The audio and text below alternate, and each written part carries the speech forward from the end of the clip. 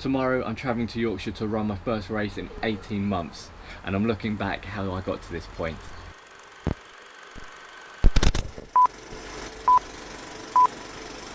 Go. When I was a kid, I wanted to be a footballer. There was nothing more exciting than that. Scoring a goal was the pinnacle, but how would I celebrate? Would it be like Di Matteo, Ravanelli, Klinsmann, or would I play it cool like Cantona? I had plenty of enemies at school, especially within the football team. And then Mr. Clayton made me captain of that football team. Captain of 10 kids who didn't like me and I didn't like them.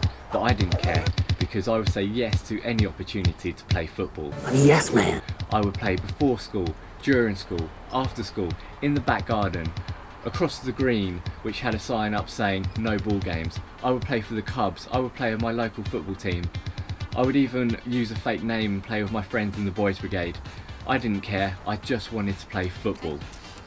When all my friends wanted to stay inside and play on the computer, I didn't. I wanted to be outside. I even used to make up a song and I would sing it until I got my way. I just wanted to play football. I'm talking about jumpers for goalposts, penalty or goal, rush goalkeepers, playing until the sun went down, knock out Wembley, picking teams with numbers. I collected the sticker books.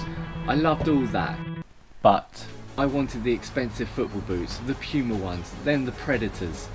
I wanted the Nike poppers and the 3 stripes down my leg, never 4 stripes. I wanted the latest Chelsea kit. I thought I needed to be the biggest or the loudest to make it.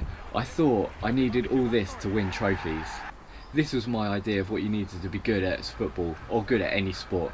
You needed to be a certain way, you needed certain things, you needed money to buy those certain things. But at some point I just thought, fuck it. I knew I was never going to be the biggest or the loudest. That just wasn't me, and I wasn't going to buy all the expensive kit. I would just use what I could get my hands on and enjoy it. Don't get me wrong, I like to win. I mean, I really like to win. Okay, I love to win. But I didn't need all those things to do it, which is why at the end of the season my football boots looked like this. But more often than not, I picked up a trophy like this. To begin with, I never liked football. I never wanted to play. My brother played, but I never wanted to follow. My parents forced me to play. I'm so glad they did though, because since then, I've been hooked. Not just on football, but on all sports. And from that I learned you should always try something new. And as I grew up, I did. I tried it all. Badminton, squash, tennis, basketball, running. Come on Joe, let's get up there boy. I try anything new. I cycled 1,000 miles and I didn't even know how to change a flat tyre. I completed a triathlon and I can barely swim. I learned how to canoe and went to Sweden to do that. I wanted to bunny hop on a BMX, so I learned. I couldn't juggle, so I learned. I didn't know how to climb, so I learned. Okay, I'm still learning, but my point is you can learn anything by just trying. I would get up and go on a 30-mile bike ride. Then I would go to football training.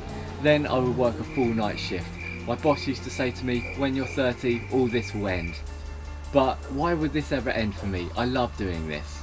Injury is nothing new to me. I would get injured all the time, but I would recover quickly. One football match, I injured my ankle in the first half. By the end of the game, it was twice the size.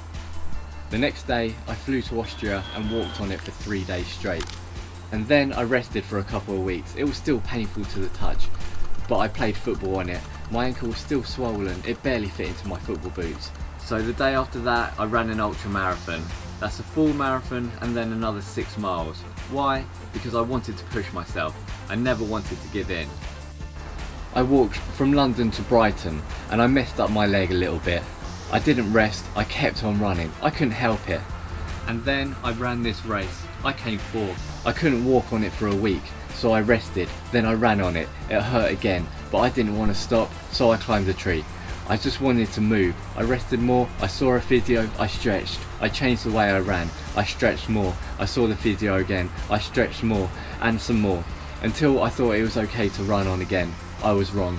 I rested again, then stretched, then ran, then stretched, then ran.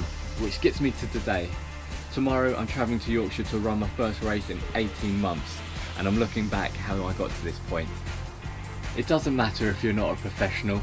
You don't need to be good to try something. You don't need the expensive equipment.